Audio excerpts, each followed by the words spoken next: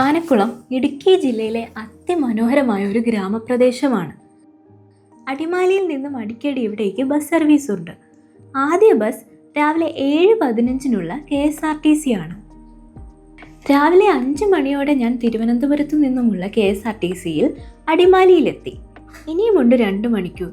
ഒരു ബൂസ്റ്റ് കുടിച്ച ശേഷം ഞാൻ പരിസരത്തൊക്കെ കറങ്ങി നടന്നു. ചുറ്റും നല്ല മഞ്ഞു മൂടിയിരുന്നു. 7 മണിയായപ്പോൾ ഞാൻ ബസ് സ്റ്റാൻഡിലെത്തി. ചുറ്റിലുമുള്ള മലനിരകളും പ്രാവിൻ കൂട്ടവും ഒക്കെ ബസ് സ്റ്റാൻഡിനെ കൂടുതൽ മനോഹരമാക്കി. ഏതോ മുൻകാല പരിചയമുള്ള പോലെയാണ് പ്രാവുകളുടെ പെരുമാറ്റം. സ്റ്റാൻഡിലേക്ക് ബസ് എത്തിയ ഉടനെ തന്നെ ഓടിക്കയറി ഏറ്റവും മുന്നിലായി തന്നെ ഇരുത്തമുറപ്പിച്ചു. അളകർ ചേട്ടനാണ് ബസ് ഡ്രൈവർ. ചേട്ടൻ്റെ വീട് മൂന്നാറാണ്. യാത്രാമധ്യേ അതിമനോഹരമായ പല ഗ്രാമങ്ങളും കണ്ടു. ഓരോ ഗ്രാമം കാണുമ്പോഴും ഇവിടെ ഇറങ്ങിയാലോ എന്ന് തോന്നിപ്പോയി. വികസനത്താൽ നശിക്കപ്പെടാത്ത മലിനമാകാത്ത ഗ്രാമങ്ങൾ. ഒരുപാട് വെള്ളച്ചാട്ടങ്ങളും കണ്ടു. റോഡിന് വശങ്ങളായി ആഫ്രിക്കൻ ട്യൂലിപ്സ് പൂത്തു നിന്നിരുന്നു. അളകർ ചേട്ടൻ വെച്ച പാട്ട് യാത്രയ്ക്ക് കൂടുതൽ അഴകേകി.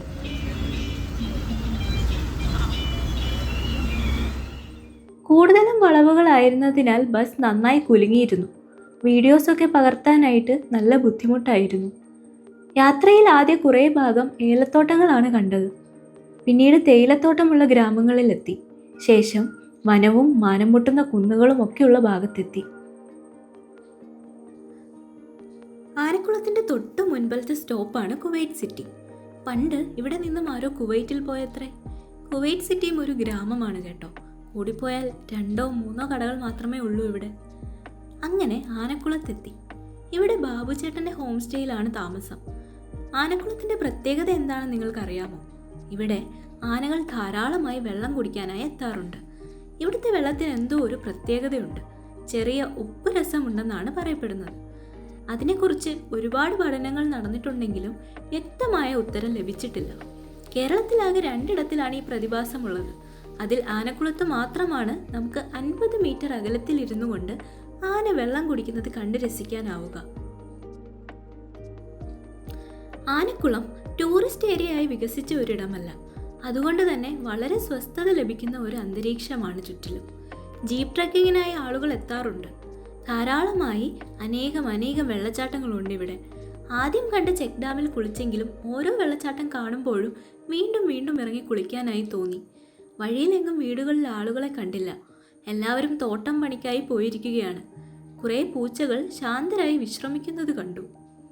വെള്ളച്ചാട്ടങ്ങൾക്കടുത്തുള്ള പാറക്കൂട്ടങ്ങളും ചെടികളുമെല്ലാം അവയ്ക്ക് കൂടുതൽ മനോഹാരിതയേകി.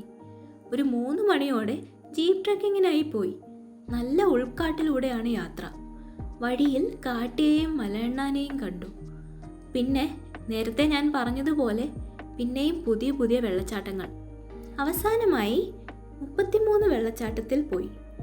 ഈ വെള്ളച്ചാട്ടത്തിൻ്റെ പേരാണ് കേട്ടോ 33 വാട്ടർഫാൾസ്. 100 അടി പൊക്കത്തിൽ നിന്നും വീഴുന്ന വെള്ളത്തിൽ കുളിക്കാം നമുക്കിവിടെ. നേരം ഇരുട്ടി തുടങ്ങിയതിനാൽ കുളിക്കാനായി നിന്നില്ല. കാഴ്ചകൾ കണ്ട് ആസ്വദിച്ചു. ഇവിടം ഒരു ടൂറിസ്റ്റ് സ്പോട്ടാണ്. ധാരാളം ആളുകൾ കുളിക്കാനായി എത്താറുണ്ട്. പിന്നെ ആനക്കുളത്ത് ഫോണിന് റേഞ്ച് കിട്ടാൻ നല്ല പാടാണ്. ജിയോ സിം മാത്രമാണ് ഇവിടെ വർക്ക് ചെയ്യുക. ബാബുചേട്ടൻ്റെ ഫോൺ വിളി വന്നു. ആന വെള്ളം കുടിക്കാനായി വന്നത്രേ. ഞങ്ങൾ മടങ്ങി. ഒരാന എത്തിയിരുന്നു.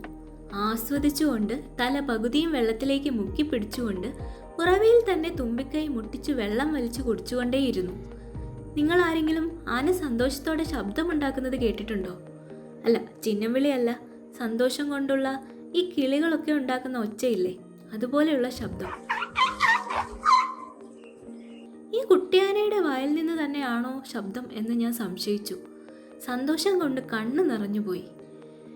ഇവിടെ ഇവർ വെള്ളം കുടിക്കാനായി മാത്രമാണ് എത്തുക. ഈ വെള്ളത്തിൽ അവർ കുളിക്കാറില്ല. ഒറ്റയ്ക്കും കൂട്ടമായും ഒക്കെ ആനകൾ വരും.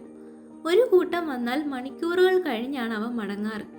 അവർ മടങ്ങിയ ശേഷം മാത്രമേ അടുത്ത കൂട്ടം വെള്ളം കുടിക്കാനായി ഇറങ്ങുകയുള്ളൂ. ഇവിടെ കൊമ്പന്മാർ വളരെ വിരളമായി ഇറങ്ങാറുള്ളൂ. ഇതിനു പിന്നിൽ വേദനാജനകമായ ഒരു വേട്ടയാടലിന്റെ കഥയുണ്ട്. പണ്ട് ഇവിടെ ഇറങ്ങിയിരുന്ന കൊമ്പന്മാരെ മനുഷ്യർ കൊമ്പിനായി വേട്ടയാടുമായിരുന്നു. തലമുറകളായി ആ കഥ ആനക്കൂട്ടങ്ങൾ കൈമാറി വരുന്നു.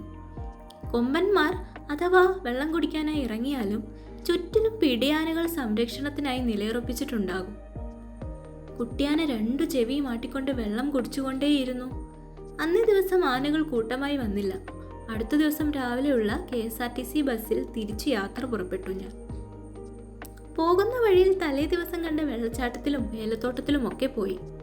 ഏലത്തോട്ടത്തിനിടയിലൂടെ അതിമനോഹരമായ ഒരു തോടൊഴുകുന്നുണ്ടായിരുന്നു. കുരങ്ങന്മാർ മരങ്ങൾക്കിടയിലൂടെ ചാടിക്കളിക്കുന്നുണ്ടായിരുന്നു. കിളികളുടെ പാട്ടും വെള്ളച്ചാട്ടത്തിൻ്റെ ശബ്ദവും ഒരുമിച്ച് ഇഴുകിച്ചേരുന്നതറിഞ്ഞു. വെള്ളച്ചാട്ടത്തിന് നല്ല ഒഴുക്കുള്ളതിനാൽ ഇറങ്ങാൻ മുതിർന്നില്ല. കാൽ വെള്ളത്തിലേക്ക് നീട്ടി വെച്ചുകൊണ്ട് ഭക്ഷണം കഴിച്ചു. നല്ല തണുപ്പായിരുന്നു വെള്ളത്തിന്. തിരിച്ചുള്ള യാത്രയ്ക്കായി ടിക്കറ്റ് ഒന്നും തന്നെ എടുത്തിട്ടില്ല. അതിനാൽ സമാധാനത്തോടെ സ്ഥലങ്ങൾ ആസ്വദിച്ച് മടങ്ങാം. മാങ്കുളത്തിനടുത്തുള്ള ഒരു മലയാണ് കോട്ടപ്പാറ. കോട്ടപ്പാറ വളരെ മനോഹരമായിരുന്നു. ഇവിടേക്ക് ജീപ്പിന് വരാൻ കഴിയുമെന്നതിനാൽ ഏകദേശം 20ഓളം ആളുകൾ ഉണ്ടായിരുന്നു. മനോഹരമായ വയലറ്റ് നിറത്തിലെ പൂക്കൾ, പിന്നിലായി കണ്ണഞ്ചിപ്പിക്കുന്ന രീതിയിൽ മലനിരകൾ. ഇടുക്കിയോട് യാത്ര പറഞ്ഞുകൊണ്ട് തിരികെ ഇറങ്ങി.